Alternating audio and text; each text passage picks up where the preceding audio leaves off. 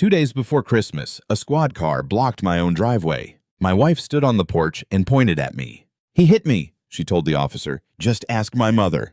I had never raised a hand to her, not once, not to anyone. They walked me out anyway, past the tree we'd trimmed that Sunday, past 4 stockings on the mantel. My son watched from the top of the stairs. My daughter peeked out behind him. They didn't cry. They just watched. She wanted the house. She wanted the kids. She'd been building to this for months. I didn't shout. I didn't beg. I got in the car. Because she'd made one mistake. She swore I'd been raging in that house on nights I was nowhere near it. And she had no idea where I'd really been. I'm Elias, 33, married to Vanessa for 11 years, and until that porch light hit my face, I still thought the truth was something you could count on. Let me tell you how it started. The officer's name was Deputy Reyes. He wasn't cruel about it. He was tired and careful, and he'd clearly done this 100 times before, on 100 other porches, for 100 other men who all swore the same thing I was about to swear. "Sir, is there somewhere you can stay tonight?" I said I'd figure it out. He asked if there were weapons in the house. I said no. He asked if I understood the order. A judge had signed an emergency protective order that afternoon based on a sworn statement I hadn't seen and couldn't answer. I couldn't go home. I couldn't call the kids. I couldn't come within 100 yards of my own front door. I understood every word and none of it. "You can pack a bag," Reyes said. "I'll walk with you. 10 minutes. So a stranger with a badge stood in my bedroom while I put socks and a phone charger into a gym bag. And I understood in a slow and physical way that this was no longer my room. My hands didn't shake. I remember being almost surprised by that. I folded 2 shirts like I was going on a trip. On the dresser was a photo of the 4 of us at the lake last summer. I didn't take it. I don't know why. I think I was afraid that if I reached for it, something in me would come apart. And I couldn't afford to come apart in front of a deputy with a report to write. Vanessa stood on the top step of the porch with her arms crossed. She'd put on the gray cardigan her mother gave her. She looked small and frightened and completely in control. "I just want everyone safe," she said to no one and to everyone. Behind her, the porch light buzzed the way it always did in the cold. I'd been meaning to fix it for a year. Stupid thing to notice, but that's what I noticed. The buzz of the light and my son's face in the upstairs window, pale and still. Theo, 8 years old. He had his hand flat against the glass. I lifted my hand back, just a little, just enough. Deputy Reyes touched my elbow. "Let's go, sir." Across the street, a curtain moved. Mrs. Ordway, who'd fed our cat for 6 years, who'd taught Ruby to plant marigolds, stood in her lit window with a phone to her ear. She looked at me the way you look at a story you've already decided to believe. That was the first face. There would be a lot of faces. I sat in my car at the end of my own street and watched the light in Theo's room click off. Then I drove to a motel by the highway because I couldn't think of anywhere else, and I sat on the edge of a bed that smelled like bleach and old smoke. I emptied my pockets on the nightstand, keys I couldn't use, a wallet, a phone I was afraid to touch because the one number I wanted to call was the one number the order made a crime, and a small sticker peeled and restuck a dozen times, soft at the edges. Visitor, Cedar Grove.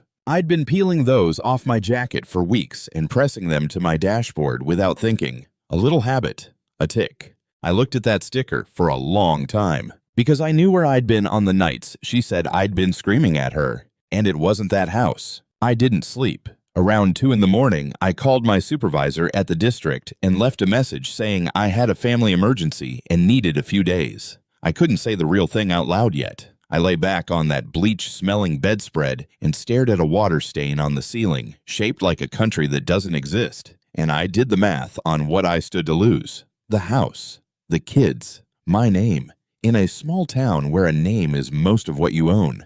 I had one thing, a soft sticker on a nightstand, and the truth behind it. I didn't know yet that the truth is the slowest weapon there is. If you've made it this far and your chest is tight, do me a favor and hit like and subscribe. It helps this story reach other people who've been called something they never were. And tell me in the comments where you're listening from and what time it is where you are. I read them. It reminds me the world is bigger than one dark motel room.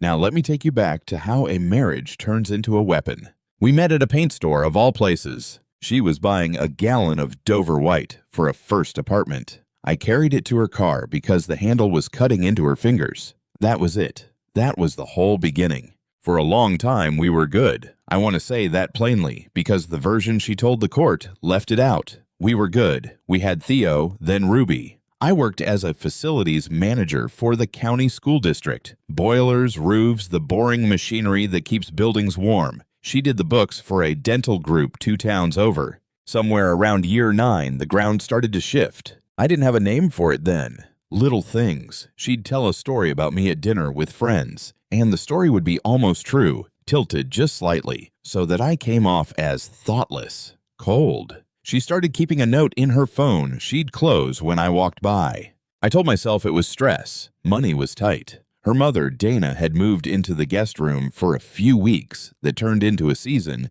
and then into most of a year. Dana didn't like me. She'd never liked me. To her, I was the man who'd talked her daughter out of a better life. She said things like, a real provider wouldn't rent, even after we bought the house. She said them smiling, at the table, passing the potatoes. I kept my head down. I fixed the porch light. I paid the mortgage. I thought if I was steady enough, the shifting ground would settle. It didn't. That fall, something happened that changed everything, and I told no one. Not Vanessa, not my friends. My father was dying.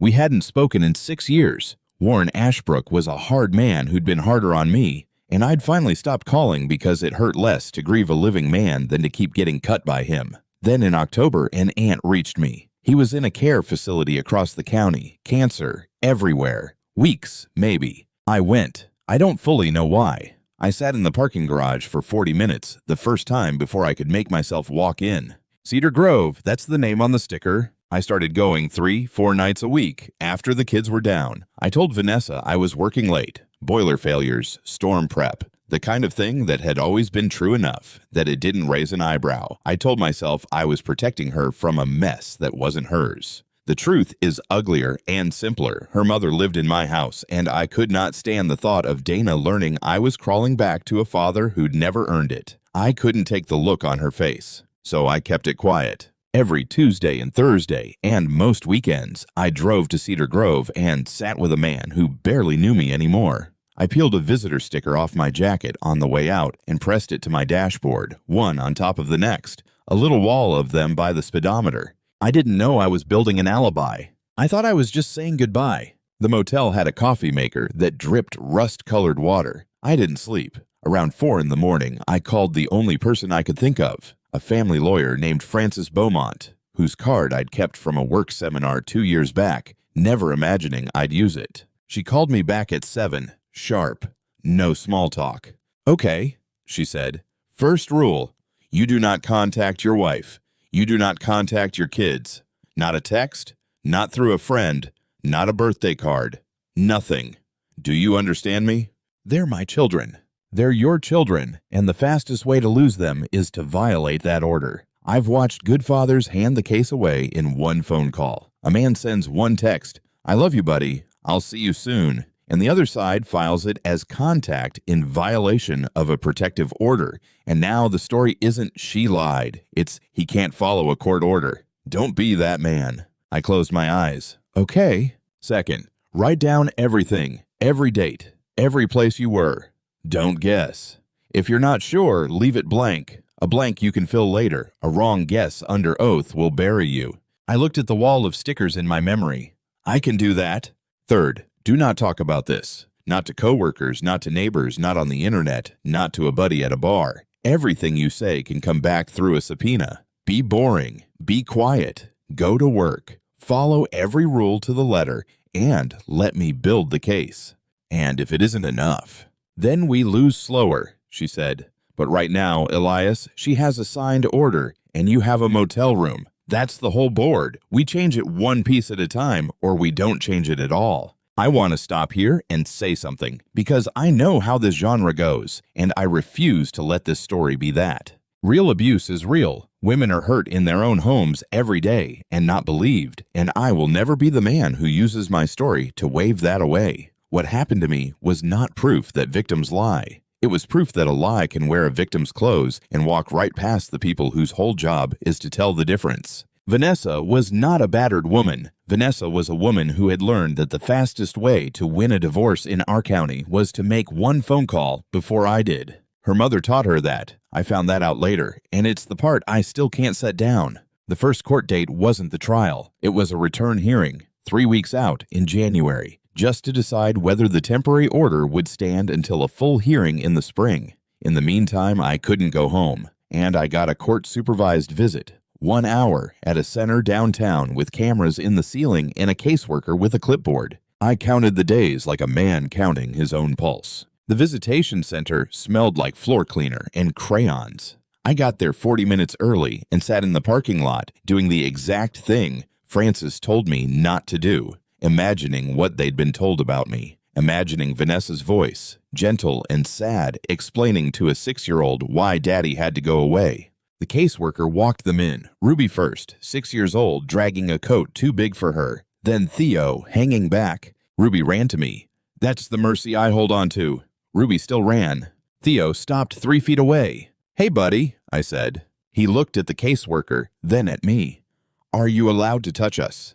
I felt something go out of me all at once, like a pilot light. Yeah, I said gently. Come here. He came stiff and let me hug him, and over his shoulder I watched Ruby line up plastic animals on the table, humming, not understanding any of it. Theo understood too much. We built a barn out of blocks. Ruby narrated a war between a giraffe and a cow. For 20 minutes, it was almost a normal Saturday, and I let myself believe in it, which was a mistake, because the believing is what makes the leaving cut. Halfway through the hour, Theo leaned close and whispered, Mommy says you have to say sorry before we can come home.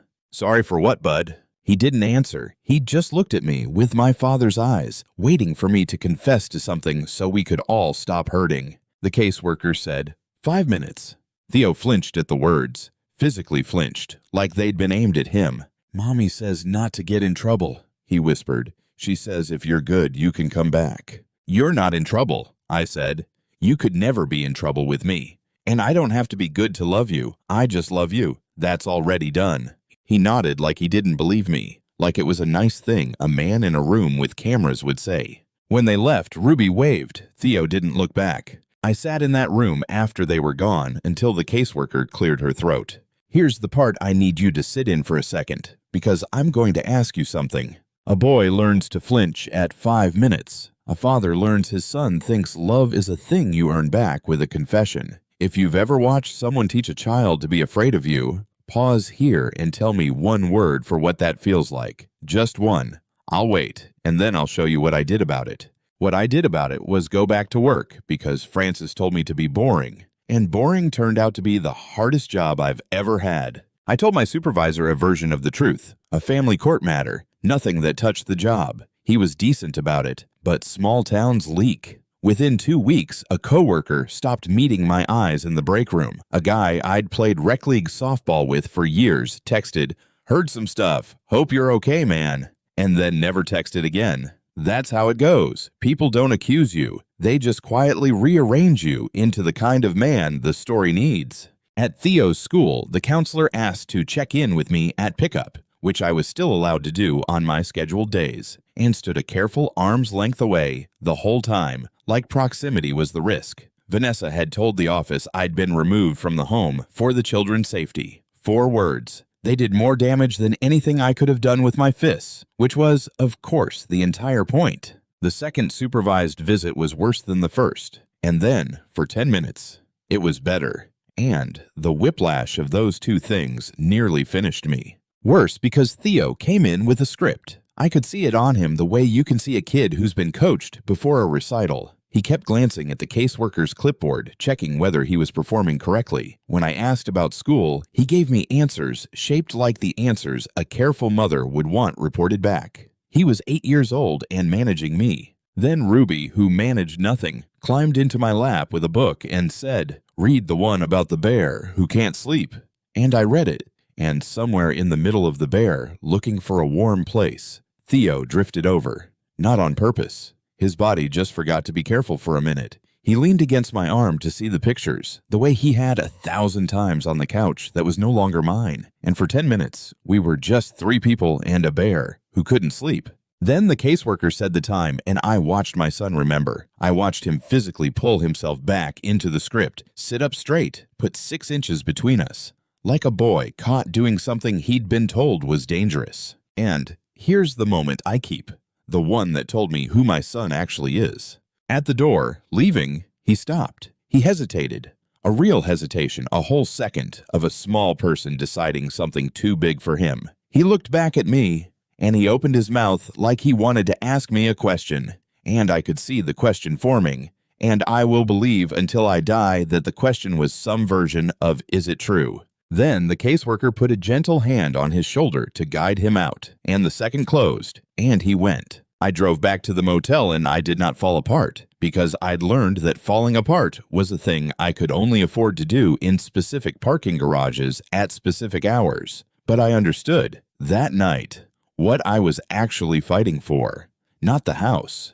Not even, in the end, the custody arrangement. I was fighting for the right to answer the question my son was too frightened to finish asking. Meanwhile, Vanessa pushed. She amended the petition. New incidents, more recent, careful ones with no witnesses and no dates I could check. She asked the court for exclusive use of the house for stability. She asked for support calculated on my full salary while I was paying for a motel and a lawyer. She did it all in that same soft, sorrowful register, and every filing landed on Francis's desk with a little more weight than the last. There were short, ugly moments in between the big ones. A text from Vanessa's number that just said, "The kids are doing better without the chaos." I didn't answer it. Francis had my phone rules memorized into me, but I read it 40 times. A 20-second run-in in the courthouse hallway before the return hearing, where she looked right through me like I was weather, Dana beside her, chin up, wearing victory like a brooch.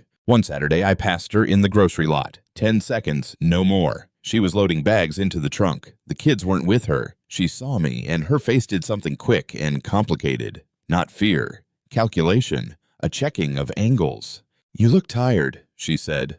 Almost kind. Almost. I didn't answer. Francis lived in my head now. Don't engage. Don't give them a sentence. "They're doing fine," Vanessa added softer, and for half a second I heard the woman I married in it, and then she got in her car. As she pulled away, I saw the note app open on the phone propped on her dash, and I understood she was probably writing this down too. 10 seconds in a parking lot, about to become a paragraph about me by dinner. I stood there with a gallon of milk going warm in my hand, and I thought, even the kind sentences are ammunition now.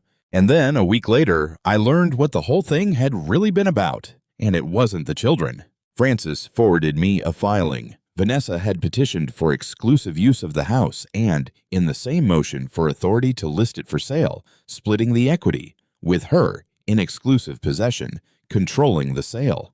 The math was not subtle once you laid it flat. Get me out on an emergency order. Get the kids on a temporary order. Get the house on a use order. Sell it while I was legally barred from the front door. And by the time I fought my way back to a full hearing, there'd be nothing left to fight over but a check with her name first on it. Dana's plan, in one clean line, you say it first, you get everything, and he spends a year proving a negative. Meanwhile, I was proving that negative on a facilities manager's salary, out of a motel by the highway, paying a lawyer and a support order calculated on a full paycheck I was spending on a room that smelled like bleach. There were nights I did the numbers on a napkin and understood that even if I won, I could go broke winning. That's the second weapon inside the silver bullet. It doesn't just brand you, it bleeds you, slowly. And it counts on you quitting before the truth arrives because the truth is expensive and lies are free. I didn't quit, but I want to be honest that I didn't quit is a sentence that costs more than it sounds like. It cost a savings account. It cost a car I sold. It cost my pride, over and over, in small offices under fluorescent lights.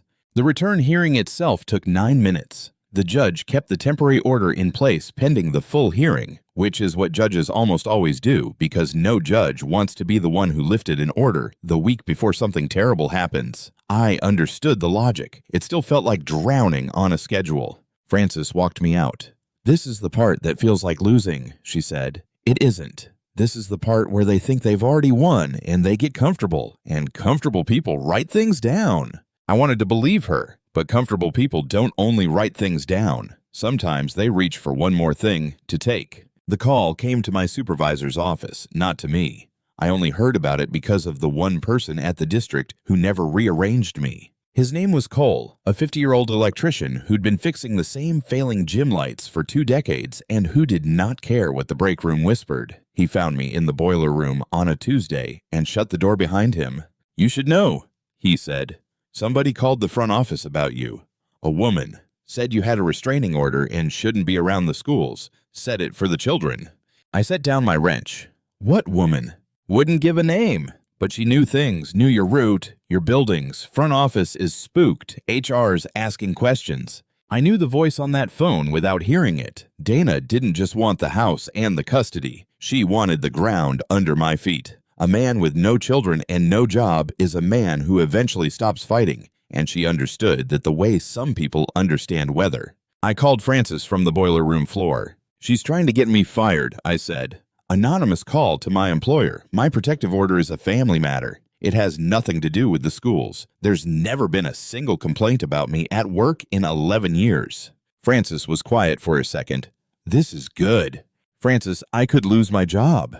"You could, and it's still good, and I'll tell you why. A frightened woman trying to protect her kids does not run a smear campaign against her husband's employer. That's not fear. That's strategy. That's someone trying to win a war, not survive one. Get me the date of that call and anything HR wrote down. It goes in the binder." Everything went in this binder. That was the strange arithmetic of that year. Every cruelty aimed at me became a page. The smear at work, the whisper to the school. Each one was meant to shrink me, and each one, written down, dated, and filed, made the picture of what was really happening a little sharper. Cole helped me get it in writing. He walked into HR and calmly said he'd witnessed the effect of an anonymous call and thought it should be documented for the record because he'd known me 20 years and wouldn't watch a man get erased by a phone call with no name on it. HR wrote a memo. That memo, 3 sentences long, would sit in the binder next to a nurse's initials and a church sign-in sheet, all of them saying the same quiet thing from different directions.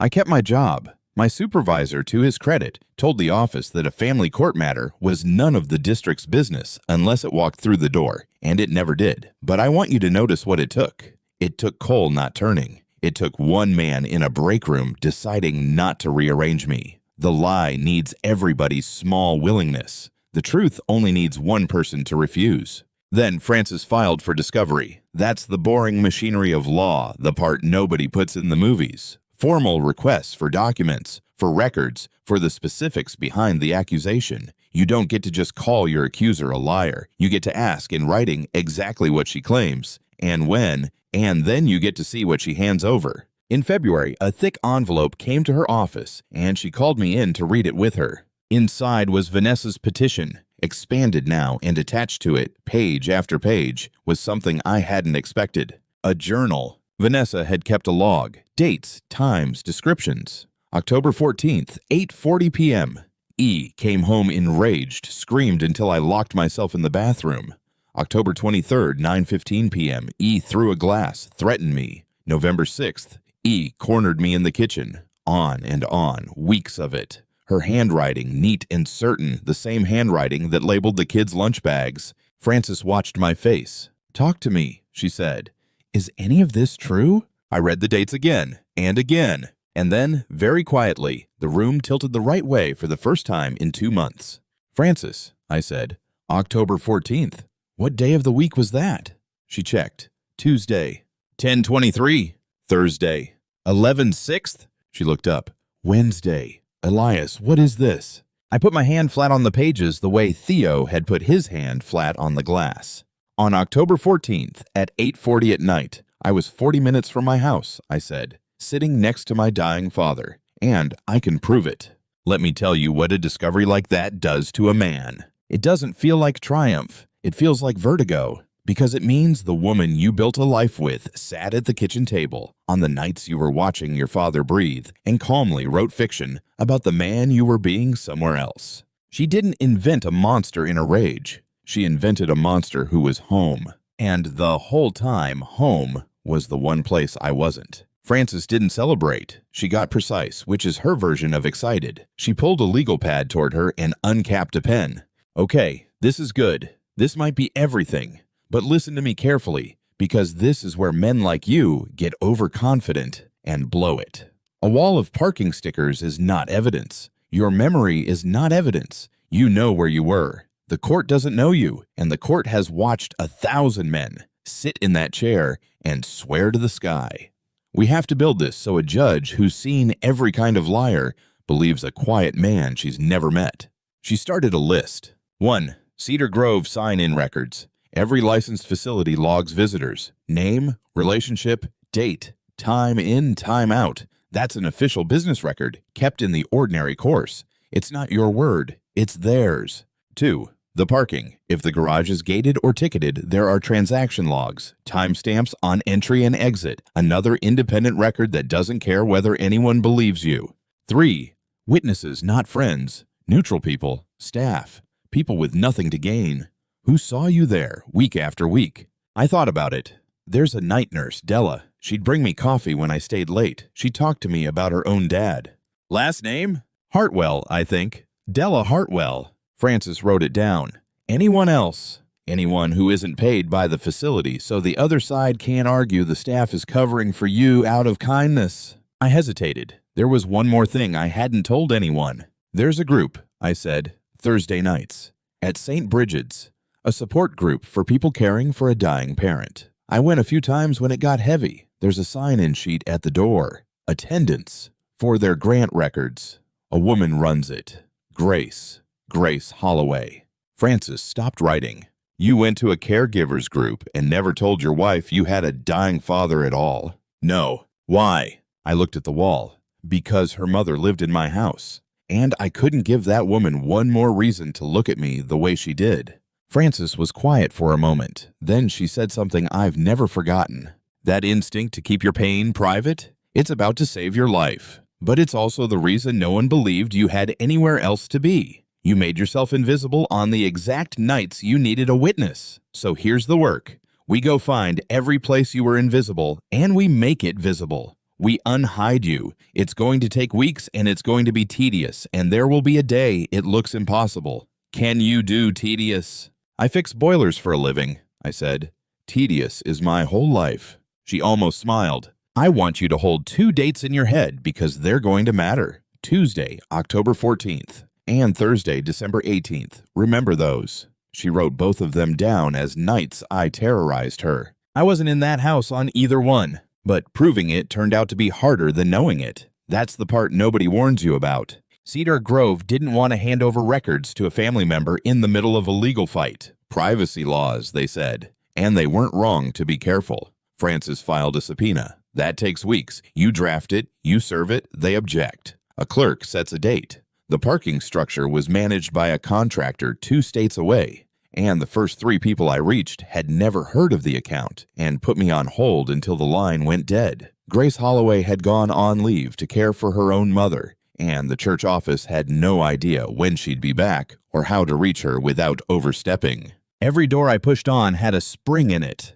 I spent my lunch breaks on the phone in the boiler room, the only place at work that was mine and quiet. I kept a spiral notebook of who I'd called and who I still needed to call, and I crossed off names and added new ones, and some days the list got longer instead of shorter. Frances told me not to sound desperate to the record keepers. Desperate men and guilty men sound the same on the phone, she said. Sound like a man requesting a document, because that's what you are. So I made myself sound like a man requesting a document, while inside I was a man requesting his children back, one voicemail at a time. Meanwhile, the case against me kept setting like concrete. The police report from the night of the 23rd of December, the porch night, read against me, of course. Vanessa's statement was detailed and tearful. Mine was 3 sentences because Reyes had told me, correctly, that I had the right to say almost nothing, and I'd used it. On paper, her fear was a paragraph, and my innocence was a shrug. Then Frances called with the small thing that felt at the time like the end. Opposing counsel disclosed a witness statement, she said. Your neighbor, Ordway. She signed a declaration that she's heard shouting from the house on multiple evenings and that she always found Elias intimidating. I sat down on an overturned bucket in the boiler room. Frances, she taught my daughter to plant marigolds. I know, and on the stand, I heard shouting, and "he made me uncomfortable" is worth more to a scared judge than you'd think. It's not proof of anything, but it's a brick in their wall, and right now their wall is taller than ours because ours is still stuck in a subpoena queue and a church basement no one can find. She let that sit. "I'm telling you the truth because you can take it," she said. "Today, we're behind." I hung up and sat on that bucket in the dark for a while, listening to the boiler tick, and I thought about how easy it is to build a monster. You don't need evidence. You need a shrug from a tired deputy and a shiver from a neighbor across the street. You need 4 words to a school office. The monster assembles himself out of everyone's small willingness to believe the worst quietly. The truth needed subpoenas and timestamps and a woman on leave in another state. The lie just needed a porch. Before I tell you what finally broke the case open, I want to hear from you. Knowing everything you know now, the journal, the dates, a witness gone on leave, a neighbor turned, a police report already stacked against him.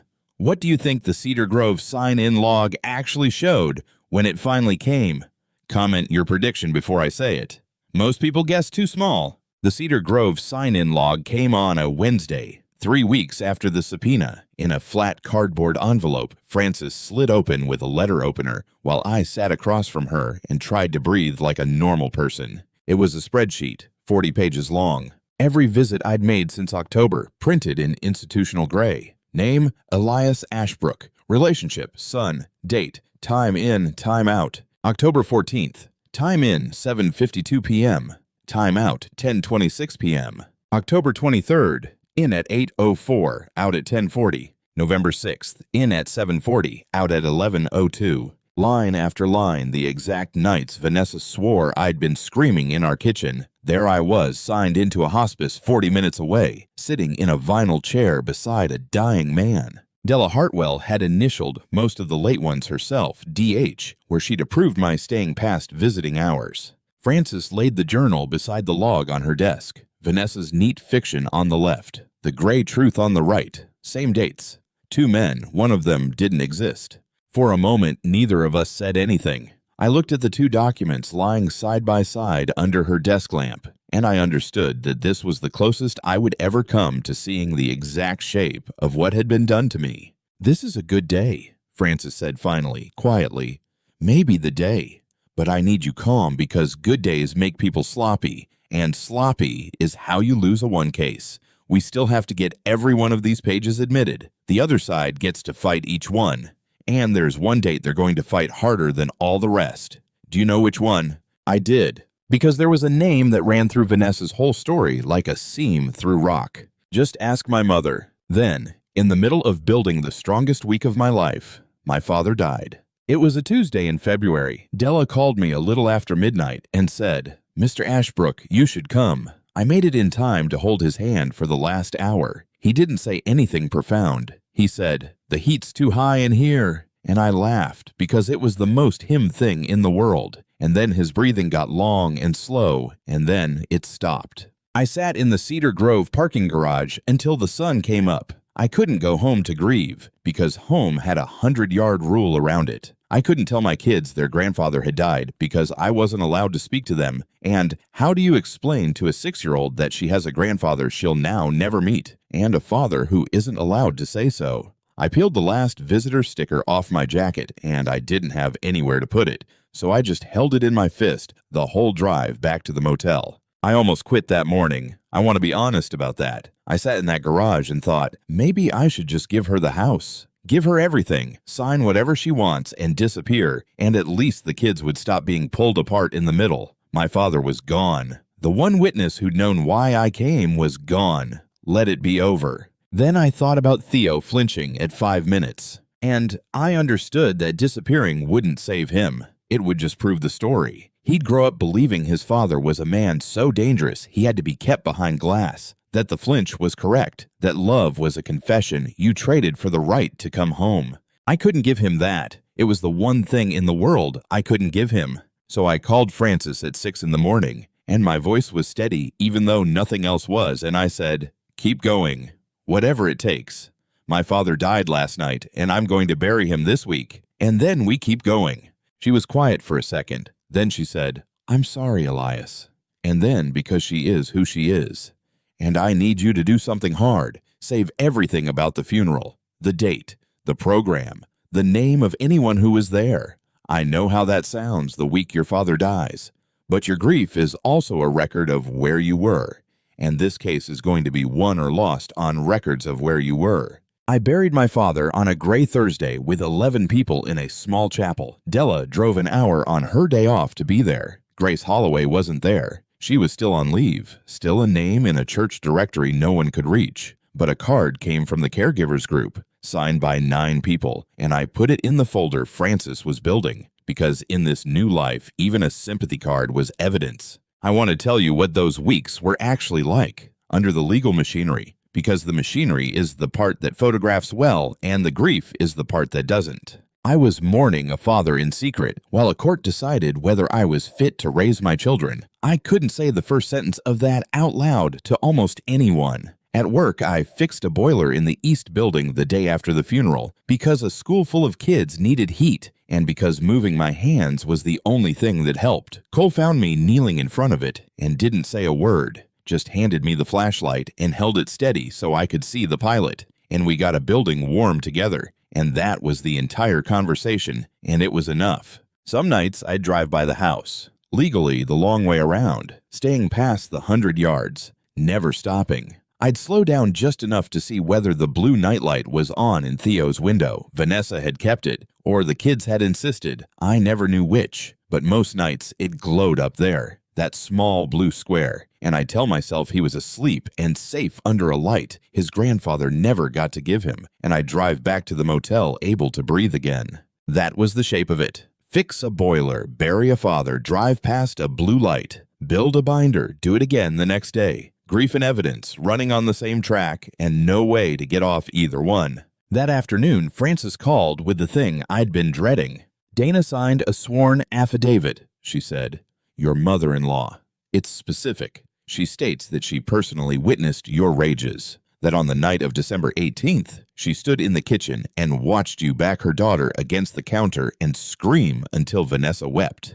December 18th, the second date I asked you to remember." Frances tapped it on her screen so I could hear her nail on the glass.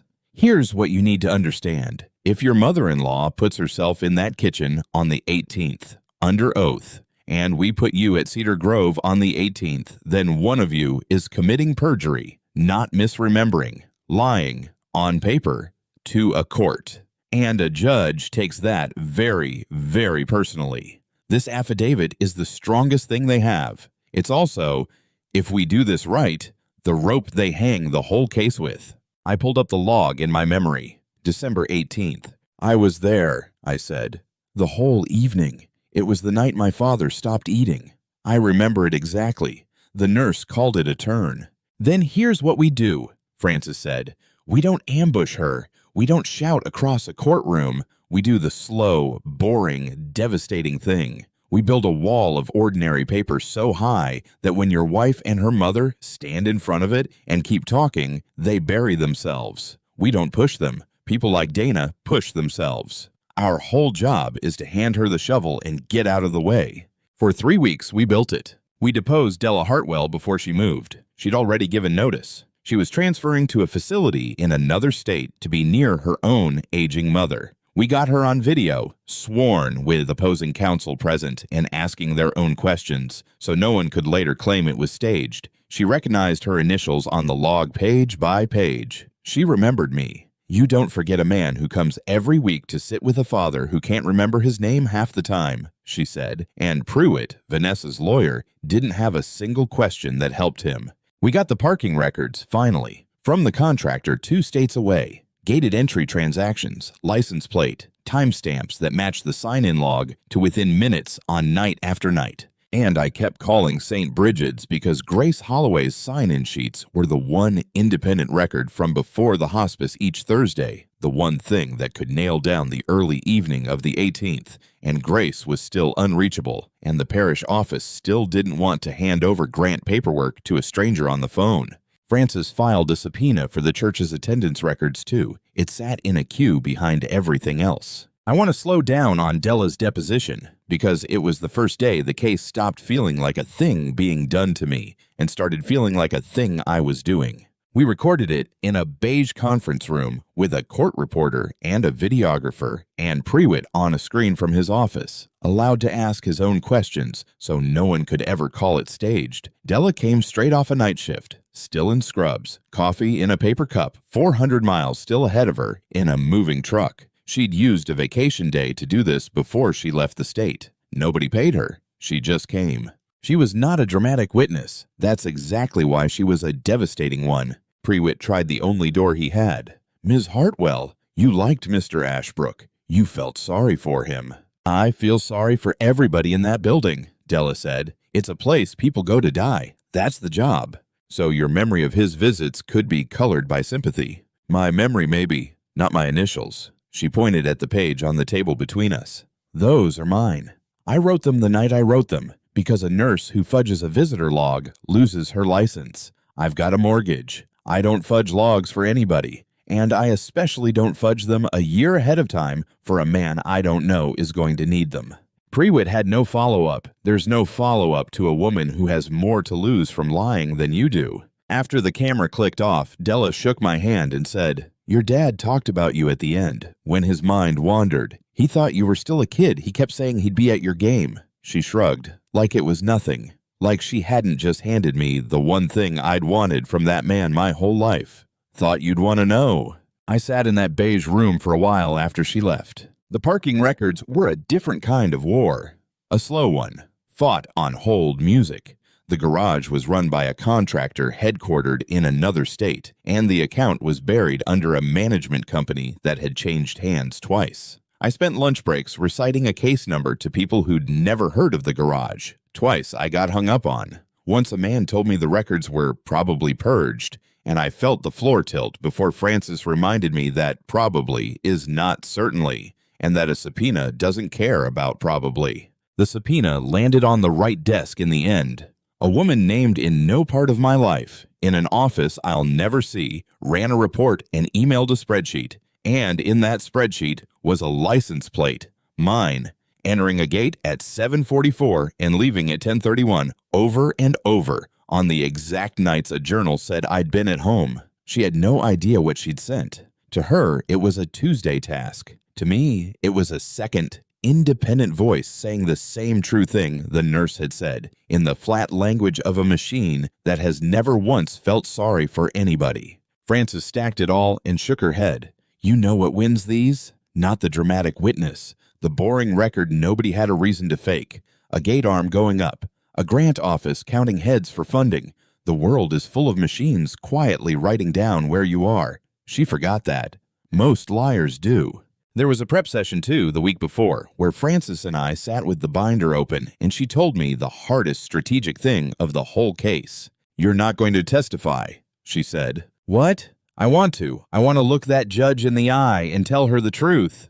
"I know you do, and that's exactly why you won't. The second you take that stand, this becomes your word against hers, and we hand Prewitt 3 hours to make you angry, to poke your grief, to get one clipped sentence out of you that he can replay as a temper. You are the least persuasive witness we have, Elias, because you're the accused. Let the nurse talk. Let the gate arm talk. Let the church count its heads. You sit there, and you stay calm, and you let a room full of strangers who owe you nothing tell your story better than you ever could.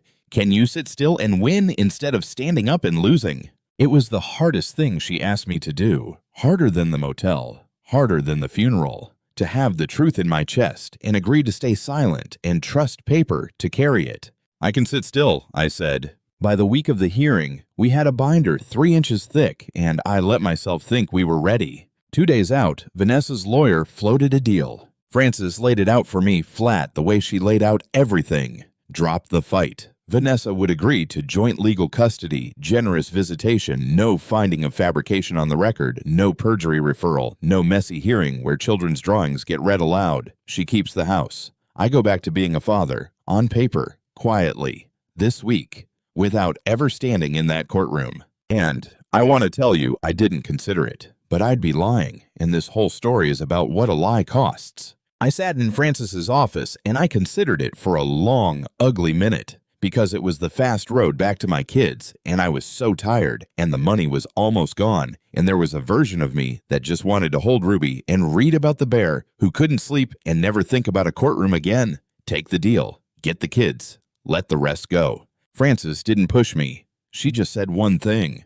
If you take it, there's no finding. The order she got against you still exists in the file, uncontested, and in 6 months or 6 years, if she wants leverage again, she reaches for the same weapon, and it still works, because it was never proven false. You'd be buying peace with your children's future ability to be believed about their own father. I thought about Theo sitting up straight, managing me, pulling 6 inches away when the caseworker said the time. I thought about the question he'd been too scared to finish asking at the door. If I took the deal, the question never got answered. It just got shelved with a no finding stamped on it, waiting. No, I said. We go in. He needs to be able to know someday for certain that it wasn't true. Not we settled. True. Francis nodded once like I'd passed something. Then we go in, she said. And Elias. That was the right answer. And it was also the expensive one. I want you clear-eyed about that. The safe move was the deal. You just turned down safe for your son. Don't lose him it by getting angry on that stand. Then the night before, the floor dropped out one more time. Francis called me at 9 p.m. Her voice was different. Careful, the way you're careful carrying something you might drop. 3 things, she said. You need to hear all 3 before you react. Can you do that? Okay. 1. Della Hartwell's move went through faster than expected. She's 400 miles away as of Monday. We have her video deposition, which is good, and it's admissible, but opposing counsel is going to argue a video isn't the same as a live witness they can spring surprises on, and some judges give a live liar more weight than a recorded truth. It's a risk. Okay. 2. The December 18th sign-in sheet, the physical original from Cedar Grove, is missing from the file they sent. They have the digital record, and it shows you signed in at 7:38. But their software rolled over at year-end, and Prewitt is going to argue the digital timestamp could have been edited, and without the paper original or Della standing in the room, the 18th becomes contestable. That's the exact night your mother-in-law swore to. Of every date, that's the one they get to fight.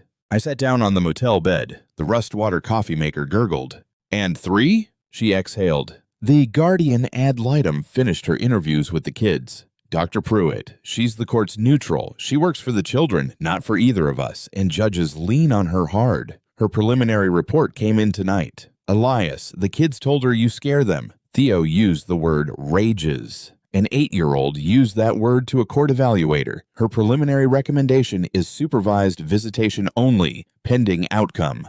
I didn't say anything. I'm telling you all of it because you can take it, Francis said.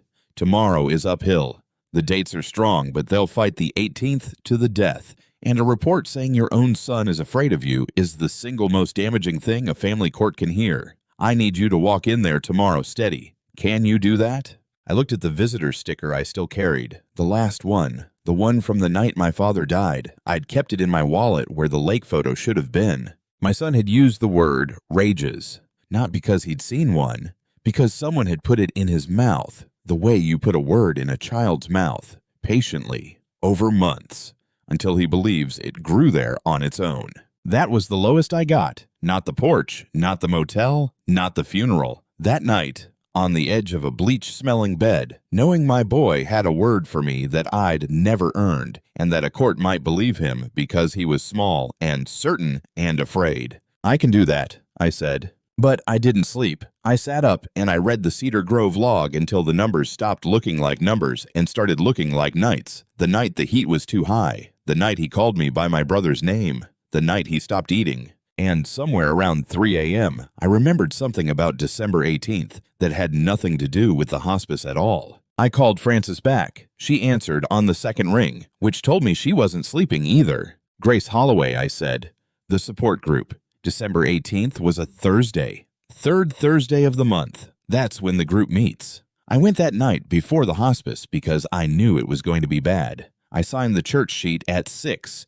Then I drove to Cedar Grove after. Francis, there are 2 sign-in sheets for December 18th in 2 different buildings, run by 2 different people who've never met. And there were 9 other people in that church basement who saw me sitting in a folding chair with a paper cup of coffee at 6:15 at night, 40 minutes from my kitchen.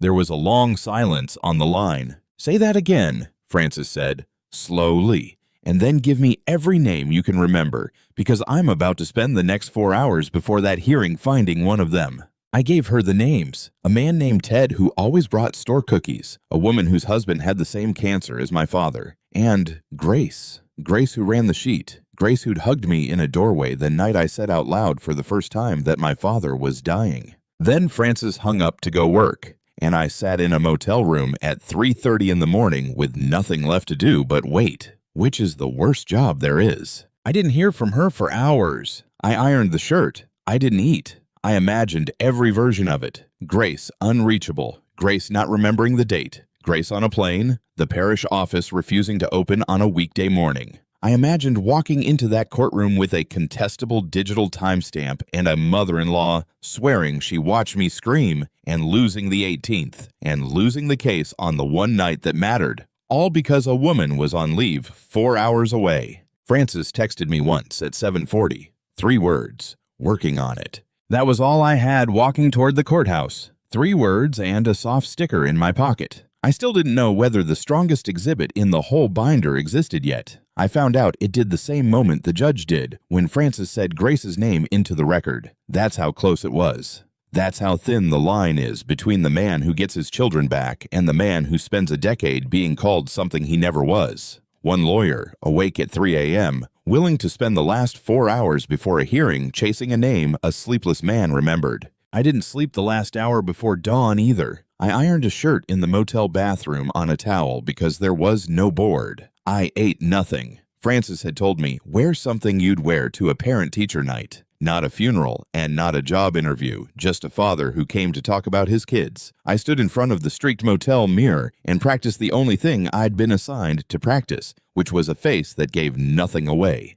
And I couldn't hold it, because the man in the mirror kept looking like a man about to find out whether he'd ever tuck his children in again. I got to the courthouse 40 minutes early, the same 40 minutes I'd once spent in a hospice garage working up the nerve to walk in. There's a kind of courage that's just showing up to the door 40 minutes early and sitting there until it's time. It's the only kind I've ever had. The kids weren't there, of course. Family court doesn't parade children through hearings, but I'd let myself imagine driving in that somehow they would be, that I'd get to see them, and the empty hallway when I arrived was its own small grief. I sat on a wooden bench outside 3B, and I held the last visitor sticker in my pocket like other men hold a rosary, and I waited for the door to open. Frances found me there. She didn't ask if I was ready. She said, "Remember, you already know the truth. Today isn't about learning it. It's about a room full of strangers catching up to you. Sit still. Let them catch up." The courthouse was smaller than they look on television. Courtroom 3B. Wood paneling, a flag going soft at the edges, 16 people scattered across the benches. I counted them, because counting kept me steady. Vanessa at the far table with her attorney, a slick man named Pruitt. Dana behind them in a navy suit, chin up, purse on her lap like a shield. 2 neighbors Vanessa had brought, Mrs. Ordway and another woman from the block. The guardian ad litem, Dr. Adele Pruitt, off to one side with a folder on her knee. The judge, the clerk, the bailiff, Francis, me, and a laptop on our table angled toward the bench because a nurse 400 miles away was about to appear on its screen. The judge was named Halloran. She had reading glasses and a voice like a closed door. Vanessa testified first. Pruitt walked her through it gently. The fear, the walking on eggshells, the escalating temper, and then the night of December 18th, when her husband allegedly backed her against the kitchen counter and screamed until she wept.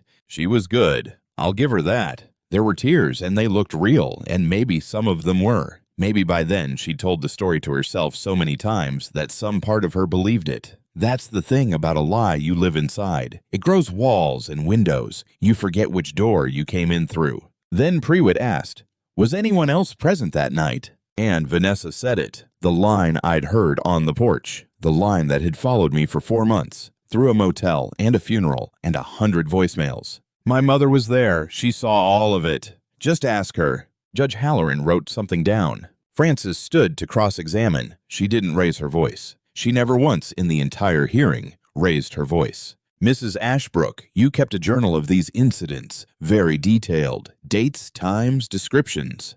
Yes.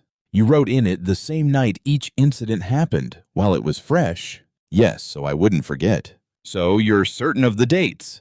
Completely. October 14th, October 23rd, November 6th, December 18th. Frances read them like a grocery list. You'd swear to those dates specifically? I already have, Vanessa said.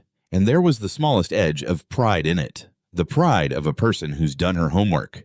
Thank you. Frances sat down. That was all. Vanessa looked confused that it was over. So did Pruitt. They'd braced for an attack on her character, and instead a lawyer had thanked her for being certain about 4 dates. Then Frances began quietly to build the wall. Your Honor, the defense enters Exhibit A, certified visitor records from Cedar Grove Care Center, produced under subpoena kept in the ordinary course of business. She handed the log up to the bench. She handed a copy to Pruitt. Then she read 4 lines into the record, slowly, letting each one land in the paneled quiet. October 14th, Elias Ashbrook, relationship listed as son, signed in at 7:52 p.m., signed out at 10:26 p.m. A pause. The petitioner's journal, Exhibit 12, states that at 8:40 that same night, my client came home enraged and screamed until she locked herself in the bathroom. Nobody moved. October 23rd, signed in at 8:04 p.m., out at 10:40. The journal states 9:15 that night, a thrown glass. She turned a page without hurry. November 6th, signed in at 7:40, out at 11:02. The journal states he cornered her in the kitchen that evening. Pruitt stood. Your Honor, these are digital records. Timestamps can be altered. We have no way to verify. They can, Frances agreed, before he'd finished the sentence, which is exactly why the defense doesn't rest on them alone. She turned to the parking records. Exhibit B, gated entry transaction logs from the Cedar Grove parking structure from an independent contractor with no relationship to my client. License plate, entry time, exit time. On October 14th, the vehicle registered to Elias Ashbrook entered the structure at 7:44 p.m. and exited at 10:31. On October 23rd, entry 7:58, exit 10:44, 2 separate record keepers. The same nights, the same man, 40 minutes from the home. The numbers stacked up in the air of that room, one on top of the next, and I watched a few of the 16 faces begin, very slightly, to change. Then Frances turned to the laptop. The defense calls Della Hartwell, licensed practical nurse, appearing by sworn video deposition, stipulated, recorded with opposing counsel present and cross-examining. Della's face filled the screen, tired eyes, scrubs, a break room behind her 400 miles away. She testified plainly. 4 years of night shifts at Cedar Grove. She knew me by sight. She'd brought me coffee. She'd initialed the late sign-outs herself, and she recognized her own initials on the log, page by page. Then Frances asked, Nurse Hartwell, on the night of October 14th, where was Elias Ashbrook at 9 o'clock? In room 14, Della said, sitting with his father, Warren. I remember that night because Warren had a bad turn and Mr. Ashbrook stayed past hours. I told him he could. Somebody should be in the room when it's bad. And you'd swear to that under penalty of perjury? I'm already sworn, Della said. That man came every week to sit with a father who couldn't always remember his name. You don't forget that. I've seen a lot of families disappear when it gets hard. He didn't. Pruitt tried, on cross. He suggested she was fond of me. That fondness colors memory. Della looked into the camera and said, Sir, I'm fond of a lot of people. My initials aren't fond of anybody. They're just on the page or they're not. And that was the end of that. Pruitt tried to steady the ship with the neighbor. He called Mrs. Ordway, who'd fed our cat for 6 years, and signed a declaration that she'd heard shouting from the house and always found me intimidating. She was nervous on the stand. She didn't look at me. Pruitt asked about the shouting. She said yes, there'd been evenings with raised voices from the house. Frances stood, and she was kinder with Mrs. Ordway than with anyone else all day, because she told me beforehand, this witness isn't a liar. She's just a scared woman who let herself be used, and the judge will punish cruelty to her more than she'll reward it. Mrs. Ordway, you heard raised voices from the house. Could you tell whose? Not exactly. It was through the walls, the windows. Man's voice, woman's. A long pause. There was a woman's voice. More than one sometimes. So on the evenings you heard shouting, you heard women, Elias's wife, and her mother who lived there. Yes, mostly women, I suppose. I assumed. She stopped. You assumed, because someone told you what to assume. Frances said it gently, almost sadly. Mrs. Ordway, in 6 years, did Elias ever raise his voice at you? At your property? At anyone you personally watched? Mrs. Ordway looked at me for the first time. Something in her face came loose. No, she said quietly. No. He fixed my gutter once in the rain. He taught Ruby to plant marigolds. No, I taught Ruby. She pressed her fingers to her mouth. I'm sorry. I think I got scared and I filled in the rest. I'm so sorry. Thank you, Frances said and sat down and left her there. A woman who had just watched, in public, exactly how a monster gets built out of a neighbor's willingness to fill in the rest. Wave 1 had landed, but I knew. Frances had drilled it into me at that motel table until I could recite it. That the case didn't turn on the nights I could already prove 3 ways. It turned on the 18th, on the one night the paper original was missing, and the one night Dana had put herself in my kitchen. And Dana was next. Before I show you what happened when my mother-in-law took the stand, I want to say something to you directly because you've stayed with me through all of it. If you're watching this and someone has ever tried to write you into a story you didn't live, a version of you built to make other people flinch, I want you to hear that the truth is patient. It doesn't shout across a courtroom. It signs in at 7:38 and out at 10:51, and it waits in a gray spreadsheet for someone to come looking. What boundary did you finally set when you realized you couldn't argue your way out of someone else's lie? Tell me below. I read everyone. Now, my mother-in-law. Dana walked to the stand like she was doing the court a favor. She swore her oath with her hand perfectly steady. She'd been sure of herself my whole marriage. She was sure of herself now. Prewitt led her through it, and she was smooth. Yes, she'd lived in the home for the better part of a year. Yes, she'd witnessed her son-in-law's temper more than once. And on December 18th, yes, she had stood in the kitchen and watched me back her daughter against the counter and scream. Where exactly were you standing? Prewitt asked. By the kitchen window, Dana said. I saw the whole thing, clear as day. Frances rose. Mrs. Merrick, December 18th, a Thursday. You're certain you were in the kitchen that evening? I'm certain. What time? Around 8? 8:30. And you personally saw my client, Elias, in that kitchen, screaming at your daughter. Clear as I see you now. Frances nodded slowly like she was taking notes on a recipe, not unraveling a marriage. You said you were standing by the kitchen window. Help me picture it. That window is over the sink, on the exterior wall, looking out onto the side yard. Correct? The window's in the kitchen. I was in the kitchen. To watch 2 people standing at the counter, you'd have had your back to that window. You were inside the room with them, not looking in from anywhere. Inside. Yes, inside, a few feet away.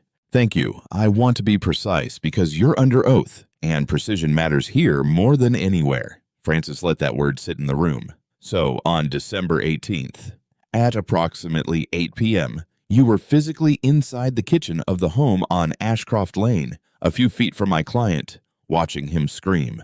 Yes. Frances turned a page. The defense enters Exhibit F, the St. Bridget's Parish Caregivers Support Group attendance sheet for the 3rd Thursday of December, the 18th, produced under subpoena from the parish's grant records, and Exhibit G, the Cedar Grove visitor and parking logs for the same night, and Exhibit H, the sworn statement of Grace Holloway, group facilitator located and deposed this morning. I hadn't known until that sentence that Frances had found Grace. 4 hours before the hearing, on the names I'd given her at 3 in the morning, she'd reached a woman on leave in another county and gotten a sworn statement. I kept my face still. Frances had told me, when it turns, you don't react. You let the paper do it. She read them into the record. St. Bridget's attendance, December 18th.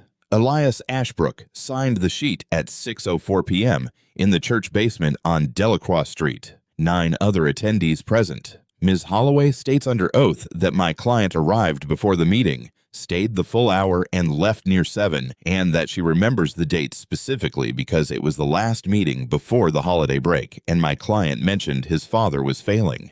She turned to the next page. Cedar Grove Log and Parking, same night. Vehicle enters the structure at 7:36 p.m. Elias Ashbrook signs in at 7:38, signs out at 10:51, room 14, 40 minutes from the home on Ashcroft Lane. The courtroom didn't make a sound. Somewhere a radiator ticked. Mrs. Merrick, Frances said, still perfectly gentle, at 6 o'clock on December 18th, 9 people watched my client sit in a church basement. At 8 o'clock, 2 independent records place him signed into a hospice 40 minutes away at his dying father's bedside, where a nurse approved him staying till nearly 11. So I'd like to ask you again, carefully, who exactly were you watching scream at your daughter in that kitchen at 8:30? Dana's chin came up. The dates are wrong. The log is wrong. He could have.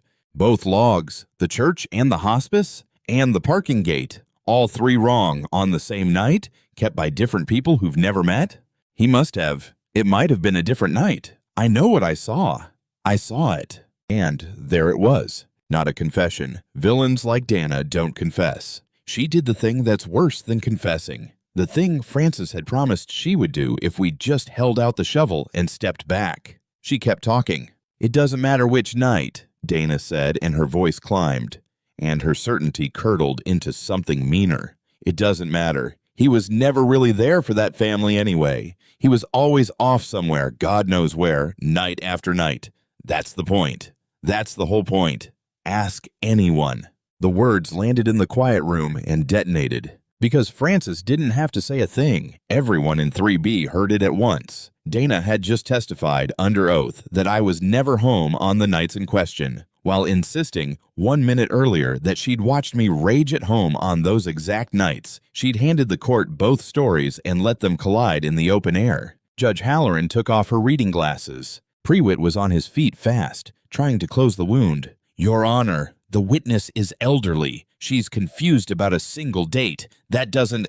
Counselor, Judge Halloran said without looking up from what she was writing. Your witness didn't confuse a date. Your witness placed the respondent inside a kitchen and in the same breath testified he was never in the house. Under oath. On my record. Sit down. Prewitt sat down. The room had gone a particular kind of quiet. The quiet of a lot of people rearranging all at once. A story they'd walked in believing. I felt it move across the benches like a draft. Mrs. Ordway had her hand over her mouth. The second neighbor was looking at Vanessa, and Vanessa was looking at nothing. At the grain of the table, at a marriage laid out in gray spreadsheets and one collapsed sentence. Mrs. Merrick, the judge said, you may step down. Dana looked at Vanessa. Vanessa was staring at the table. For the first time in 4 months, my wife would not lift her eyes. There was one more wave, and it was the one I hadn't planned for, the one no binder could have built. Dr. Adele Prewitt, the guardian ad litem, asked to address the court. She was the neutral, the one professional in that room paid to care about nothing but the children, whose preliminary report 2 days earlier had recommended supervised visitation only. She had every reason to hold her position and let the adults keep swinging. Reversing herself in open court cost her something. She stood anyway. Your Honor, I submitted a preliminary recommendation based on my interviews with the children. In light of today's testimony, I need to correct the record, and I'll do it plainly, because these are kids and I won't hedge to protect my own report. The judge nodded. When I interviewed the 8-year-old Theo, he told me his father rages. He used that exact word, and I noted it as significant, because children rarely produce that word on their own. But he used it the way children use words that have been handed to them. When I asked him to describe one time he had actually seen it, he couldn't. He described the porch, the police car, being told to say his father wasn't good to them. Not one concrete memory of the thing the word is supposed to name. She turned a page in her own folder. When I asked the 6-year-old Ruby to draw her family, she drew her father at the top of the page, holding both children by the hand, smiling. And then she scribbled over him. When I asked her why, she said, and I wrote it down at the time, Mommy says I have to.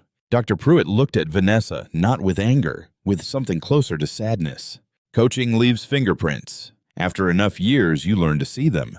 A frightened child has a memory attached to the fear. A coached child has a word attached to a rule. Theo isn't afraid of his father. Theo is terrified of getting the answer wrong and being in trouble for it. Those are not the same thing. And the difference is the entire question in front of this court. And 2 days ago, I got it wrong. I'm getting it right now. My recommendation is that these children need their father in their daily lives and need to be protected from being used as instruments against him.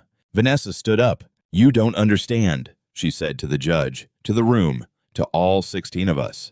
"I was going to lose everything. The house, the kids. You don't." My mother said if I didn't move first, he'd take it all.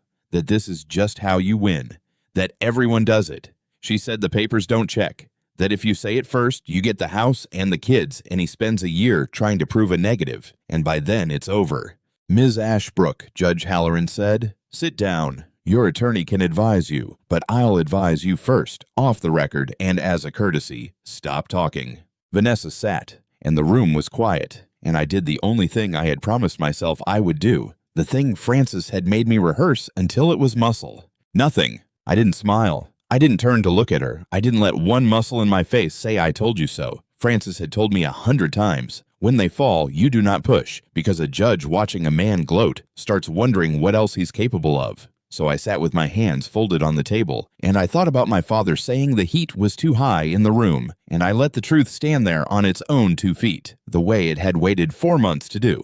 If you've stayed with me all the way to this room, then let me say the one thing this whole story is really about. When someone builds a monster out of you and hands the mask to a court, you cannot win by shouting that you're not the monster. Shouting is what they've told everyone the monster does. You win by being, quietly and provably, exactly where you said you were. If you're carrying a version of yourself that someone else wrote, I hope you find your church basement and your gray spreadsheet, your 9 people who saw you.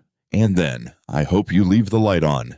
That's the last thing I'll ask of you. Now let me finish. Judge Halloran ruled from the bench, which she didn't have to do, and which told me something about how she felt. She dismissed the protective order. She found, on the record, that the allegations were not credible and that the evidence supported deliberate fabrication. She referred the sworn affidavit, Dana's affidavit, to the county attorney for review of possible perjury. She ordered the false allegation finding entered into the custody file, where it would follow every future filing like a shadow. And she awarded me primary physical custody of Theo and Ruby, with Vanessa's parenting time supervised, pending a full evaluation and completion of a co-parenting program. Then she looked at me over her glasses, the first time she had looked at me directly all day. "Mr. Ashbrook, for what it's worth from this bench, I'm sorry it took a courtroom to establish that you were where you said you were. Go home. Go be their father." "Thank you, Your Honor," I said. That was all I trusted myself to say. I got my kids back on a Saturday in March. I want to tell you it was a movie. It wasn't. Theo stood in the doorway of the house, my house, mine again, with a duffel bag, and he didn't run to me. 4 months of careful poison doesn't rinse off in a weekend. He said, "Are we allowed to be here?" "Yeah, buddy," I said. "We're allowed. Nobody's going to walk us out again." Ruby ran because Ruby always ran, and I picked her up, and she told me a long, complicated story about a caterpillar, and I listened to every single word like it was testimony. Theo took longer. It was weeks before he stopped watching my hands when I got frustrated with a jar lid. Months before he stopped flinching at the words 5 minutes. We got him a counselor, a kind man named Everett, who let Theo take as long as he needed to trust that the ground would hold his weight. One night in April, I was tucking him in. His grandfather's dinosaur nightlight, the one I'd bought at a gas station on the way to Cedar Grove one exhausted evening, because Theo had once said he wished he had one, glowed blue on the wall. I clicked it on the way I did every night now. Theo watched me for a while in that blue light. Then he said very quietly, "You weren't yelling at Mom on the nights, were you?" "No, bud, I wasn't." "You were with your dad because he was dying." "Yeah, and I should have told you. I was trying to keep something sad away from you. I got that wrong." He was quiet. Then, "I told the judge lady you rage. I said the word. I didn't know it wasn't true. I'm sorry." And there it was. The thing 4 months of hearings never touched. The actual wound, cracked open in a dark room, by an 8-year-old. I sat on the edge of his bed. "You didn't do anything wrong," I said. "Somebody gave you that word. You were little and you trusted a grown-up, which is exactly what you're supposed to do. That's not your fault. You want to know how I know you're a good kid?" He nodded. "Because the second you found out it wasn't true, it hurt you. Bad people don't hurt when the truth comes out. They just look for a new lie. You hurt. That's the whole difference, right there." He thought about it a long time. Then he said, "Can we leave the light on?" "We can always leave the light on," I said. Here's where things stand now. Vanessa lives with her mother again. The county attorney did open a review of the affidavit. That's still ongoing, and I take no pleasure in it, which honestly surprised me. Dana doesn't speak to me, which is the one consequence in this whole story that costs me nothing at all. Vanessa gets her supervised time, and she shows up for most of it, and I never once badmouth her to the kids. Not because she's earned it, but because they didn't earn a mother they have to learn to hate. People ask if I forgave her. I don't have a clean answer, and I've stopped pretending I need one. What I know is that a lie that wears a victim's clothes does damage in two directions: to the man it's aimed at, and to every real victim who now has to climb over it to be believed. That's the part I can't forgive. Not what it did to me, what it makes people do to the next woman on a porch who's telling the truth. I kept the visitor stickers, all of them. There's a jar of them on the shelf in the garage. My father never knew he was writing my defense one Tuesday night at a time, and I never knew I was sitting with him for any reason but the plain one, that a man was dying, and he was mine, and somebody should be in the room when it's bad. That turned out to be the whole case. Being in the room, being where I said I was. The porch light still buzzes in the cold. I've fixed a lot of things in that house this year. I left that one alone. Some nights I stand out there after the kids are asleep, and I listen to it. And I think about the last time I stood on those steps with a deputy's hand on my elbow and my son's palm flat against the glass upstairs. Then I go back inside my own house, and I check the blue light in his room, and I leave it on. That's the whole story. A wall of stickers, a nurse who remembered, 9 people in a church basement, 2 logs kept by strangers who never met, and a boy who told the truth the second he learned what it was. If someone ever teaches a child to be afraid of you, don't shout that you're innocent. That's the one thing the mask expects. Just keep being the man who was where he said he'd be. Stay in the room when it's bad and leave the light on until they find their way back to it.